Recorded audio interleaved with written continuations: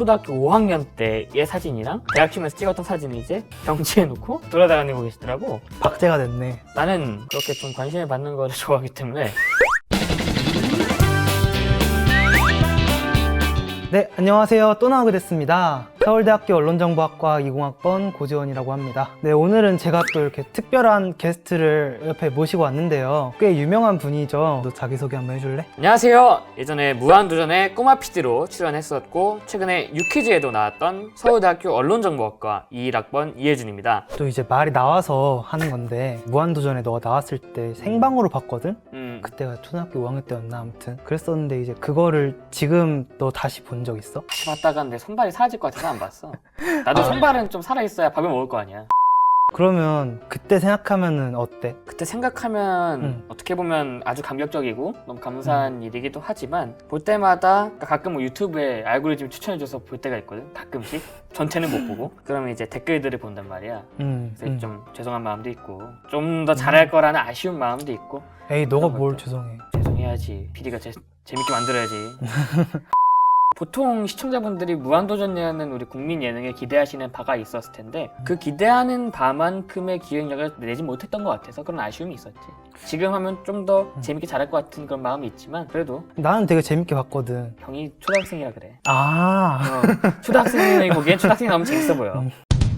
너가 이제 방송 출연도 하게 되고 너를 아는 사람들도 굉장히 많아졌잖아. 너가 우리 학교 언론정보학과에 다닌다는 거 알잖아. 사실 나는 에타에서 직접 글을 봤으니까 아는데 사람들이 궁금해할 것 같아서 그런 어떤 소문들이 페이스북이랑 이런 데 돌아다녔고 그래서 너가 에타에다가는 어떤 글 올렸는지 조금만 얘기해 줄 수 있을까? 내가 서울대학교 언론정보학과에 입학했다는 게 돌더라고. 그러니까 대학 신문이라고 우리 학교 학보가 있잖아. 거기 기사가 이제 스크린샷으로 이제 같이 캡처가 돼서 저녁에 돈 거야. 초등학교 5학년 때의 사진이랑 대학 치면서 찍었던 사진을 이제 병치해놓고 이제 이렇게 그대로 이미지를 만들어서 돌아다니고 계시더라고. 박제가 됐네. 나는 그렇게 좀 관심을 받는 거를 좋아하기 때문에 감사하잖아. 어떻게 보면은 과거의 유물 중 하나뿐이었던 내가 갑자기 이제 어쩌다가 이제 많은 사람들이 알게 된 상태가 된 거니까 그런 상황에 대해서 또 사람들이 되게 좋은 댓글들을 많이 남겨주시고 그런 점에 대해서 너무 감사하고 또 감사하다는 걸 표현을 해드리고 싶더라고. 감사하다는 내용이 아마 에브리타임에 내가 썼던 글의 주 내용이었을 거고. 그럼 이제 그런 글을 써서 올리고 사람들이 많이 알게 된 게 나중에 다른 방송에도 많이 섭외가 되고 지금 한 인턴에도 영향이 있었다? 이렇게 볼 수 있을까? 그렇게 또 볼 수 있겠지. 아무튼 내가 에브리타임에 쓴 글마저도 이제 다양한 곳으로 퍼져나갔기 때문에 그런 것들도 좀 영향이 있었을 거고.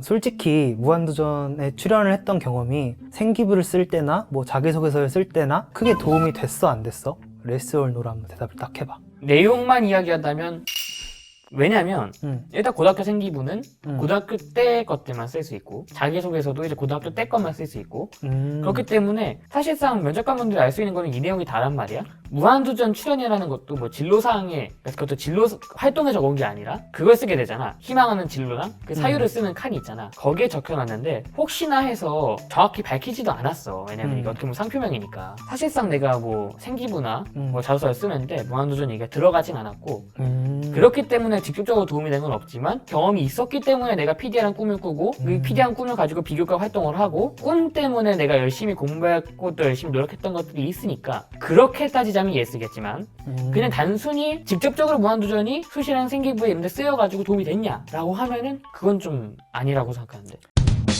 아니 그리고 유튜브 댓글 중에서 내가 봤는데 서울대 언론정보학과를 왔는데 너가 옛날에 또 무한도전 꼬마 PD였기도 하고 요즘에 인턴도 열심히 하고 있고 그렇다 보니까 완전 스펙 빵빵하다, 완전 스펙 왕이다, 나중에 취업은 걱정할 필요가 없겠다, 약간 이런 얘기도 많이 본 것 같아. 넌 그럴 것 같아? 아니면 아직 더 필요한 것 같아? 인턴을 일해보면서 느끼는 거는 진짜 PD 직업은 실력을 많이 보는 것 같아. 특히나 면접 시험이나 이런 것들에 대해서 들은 바에 의하면 딱 주어진 과제나 주제에 대해서 어떻게 정말 잘 써내느냐가 큰 비중이라고 생각을 하거든. 또 특히나 요즘 취직 같은 경우도 워낙 스펙 상한선이 올라가기도 했고 또 뭐 이 세상에 나보다 대단한 사람들이 얼마나 많아. 그렇기 때문에 이제 프리패스인라기에는 아무래도 조금 더 뭐 대단하신 분들이 많으니까 아직은 내가 좀 노력을 더 해야 되지 않을까? 무한도전 출연이라는 게 어떻게 보면 큰 거기도 하지만 어찌됐든 어릴 적의 일이다 보니까 음. 이제 성인이 돼서 내가 어떻게 쌓아가느냐에 따라서 그건 달라질 것 같긴 해. 내가 이제 어떻게 남은 이 20대랑 30대랑 이제 이후를 보낼 것인지 여기에 따라서 좀 달라지지 않을까. 그럼 이제 무한도전 출연했던 게 어릴 적이라 그랬는데 혹시 그러면 그 출연한 이후부터 고등학교 때까지는 영상이나 PD 관련해서 어떤 것들을 했는지. 방송부도 했고 또 음. 친구들이랑 혼자서 예능 찍어보기도 했고 영상 동아리에 들어가서 부장으로 활동하면서 다양한 영상을 만들어 보기도 했지만 아무래도 학생이었고 장비랑 시간도 없고 또 사실 그 일반고였기 때문에 나 영상 찍자고 하면 이제 출연을 원하는 애들이 별로 없었던 거지. 특히나 예능은 더더욱 많이 움직여야 되니까 더더욱 별로 없었고 그랬기 때문에 아무래도 기회가 별로 없었는데 그래도 이제 올해는 기회가 좀 많이 들어와서.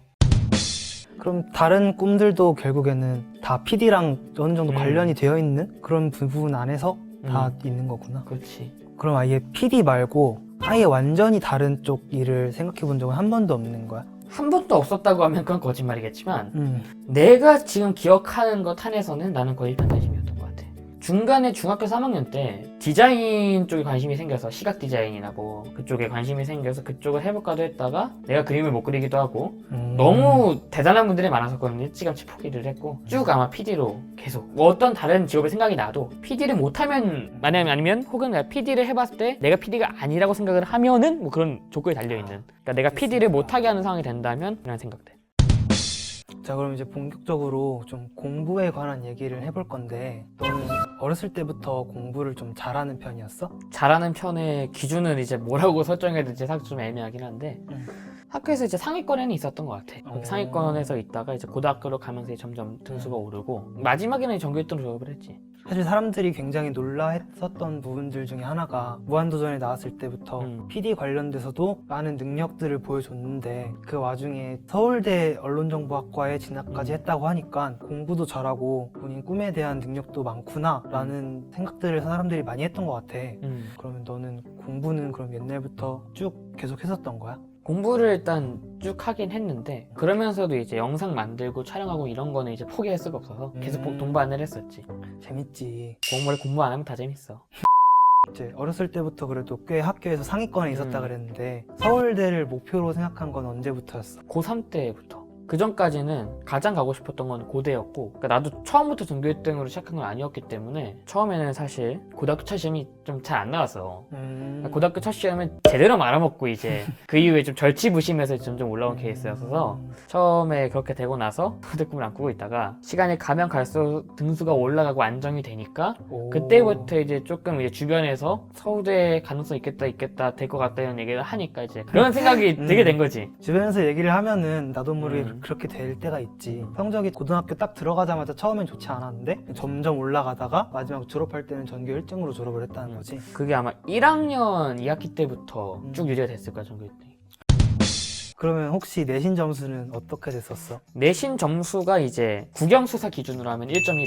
오, 굉장히 높았네. 그렇게 됐었는데 1학년 때 좀 등급은 안 나왔지만 이제 점점 올렸고 1학년 2학기 때부터 이제 1.0였거든? 2학년 2학기 때 과목 하나 삐끗하고 3학년 1학기 때 과목 하나 삐끗하고 이렇게 좀 내려갔는데 그래서 1.15. 근데 사실 1.15라는 숫자가 말아먹은 학기 하나를 포함한 거잖아. 말아먹은 학기 하나를 포함하고도 1.15면 거의 다른 학기에 완벽했다는 얘기거든. 아까 너도 말했지만 거의 그러면 1학년 2학기 이후에는 한 2번 정도 빼고는 다 1등급을 받은 거지. 근데 그 정도까지는 아니었고 그러니까 내가 완전 1.0이었던 건 두 학기밖에 없어. 1학년 2학기랑 2학년 1학기였고 그러니까 이게 국영수사 기준이라 그런 걸 수도 있어. 2학년 2학기 때 이제 두 과목 정도가 이제 2등급이 나왔었고 마지막 3학년 1학기 때도 똑같이 두 과목 정도가 2, 3등급 이렇게 나왔었거든. 근데 그래도 최종으로는 이렇게 나오더라고. 그래도 1.15면 진짜 잘 받은 거지.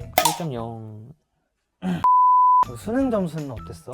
나는 웬만하면 내신이랑 수능을 좀 동시에 챙기려고 좀 노력했던 편이라 수능 점수도 나쁘지 않게 나왔던 것 같아. 국영수는 전부 1등급이 나왔고 100분위가 99 이상이었고 사탐 같은 경우는 하필이면 내가 하나의 한국지리를 하는 바람에 나는 분명 2점짜리 하나를 틀렸을 뿐인데 1등급이 아니었더라고. 2등급이 됐어. 사탐은 그런 경우 굉장히 많지. 한국지리. 그래서 내가 이제 한국지리를 하려는 후배들을 보면 뜯어말리지. 만점 받을 자신 있었던 사람도 만점이 안 나온다. 맞아, 유독 그런 과목들이 좀 있더라고. 그리고 사회문화에서는 똑같이 1등급 나왔어. 100분위 99로. 사회문화랑 한국지리 했구나. 그래서 이제 사문 한지를 했는데 한지가 진짜 웃긴 건 내가 제일 자신 있는 게 한지였다. 근데 이게 이 점 때문에 2등급이 됐잖아. 이 점 때문에 3등급이 될 때도 있더라고. 그렇지. 그런 경우도 있지. 그런 걸 생각하면은 그나마 다행이다. 근데 진짜 제일 자신 있었던 과목인데 2등급이 나왔다 그랬잖아. 나도 제일 자신 있었던 과목이 점수가 제일 안 나왔거든. 어떤 거였는데? 난 수학이었는데 모의고사 풀 때는 분명히 항상 맞췄었는데 이제 수능 때는 또 연습했던 대로 안 나와가지고 내가 저번에 형 수능 점수를 한번 들었던 것 같은데 망한 거 맞지? 아니, 망했다고는 안 했어. 생각보다는 좀 덜 나왔다. 목표치가 있잖아 다들. 죽창 있나요 여기? 진짜 하나 필요할 것 같은데?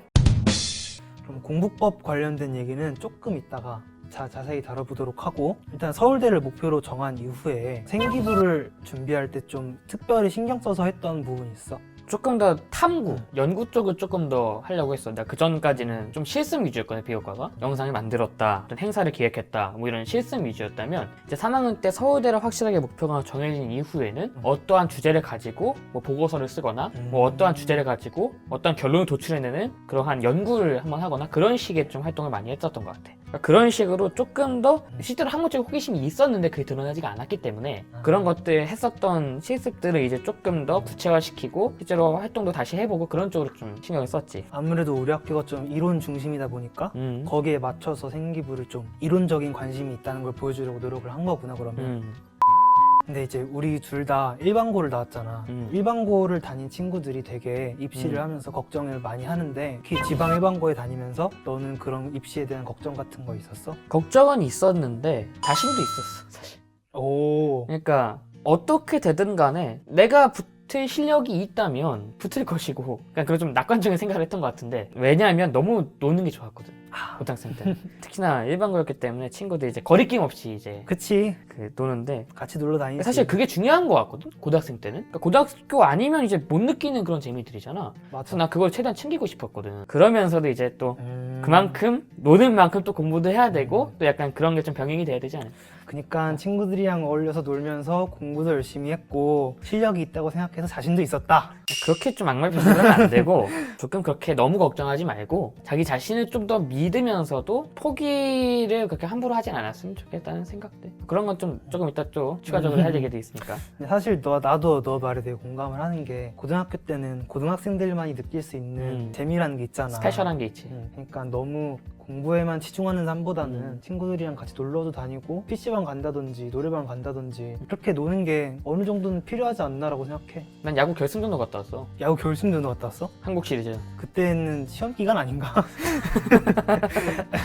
네, 그런 게 이제 필요하다는 거지. 그렇지. 고등학교 때 그런 것들도 좀 필요하다.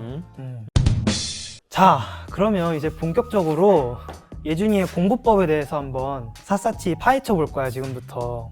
또 저번엔 내가 현우 형한테 내 공부법을 탈탈 털렸으니까 또 오늘은 내가 이제 너의 공부법을 한번 탈탈 털어볼 거거든. 그래, 도대체 네가 어떻게 공부를 했길래 서울대까지 올 수 있었는지 수학 공부법부터 한번 물어볼게. 수학은 어떻게 공부했었어? 그러니까 나는 원래 수학을